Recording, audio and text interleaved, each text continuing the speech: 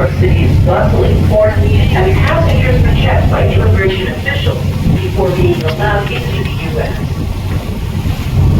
Prior to 1892, most immigrants passed through Castle Garden, a former military installation now located in Battery Park at the tip of Lower Manhattan. Over the years, it has served as a theater, an opera house, and an aquarium.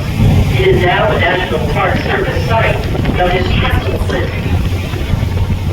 When the federal government took over the processing of immigrants in the 1890s, a new receiving station was constructed on Ellis Island. By the beginning of the 20th century, thousands reached the island's shores every day.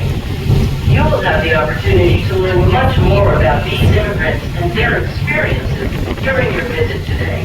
The main building of the Ellis Island Immigration Station complex has been restored and is now a museum containing 3 floors of self-guided exhibits.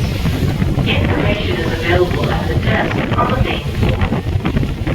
An informative audio tour is included with your ticket and may be picked up when you arrive on each island. It includes a 30-minute Statue of Liberty audio tour and a 45-minute audio tour of the Ellis Island Museum. Food and gift services are available both aboard this vessel and on the main level of the museum. Eating and drinking are permitted only in designated areas. For those traveling with groups of children, the National Park Service requires that there be one chaperone with every 10 children, and that the group remain together at all times. Ellis Island is a wheelchair accessible facility. Various schedules are posted aboard this vessel,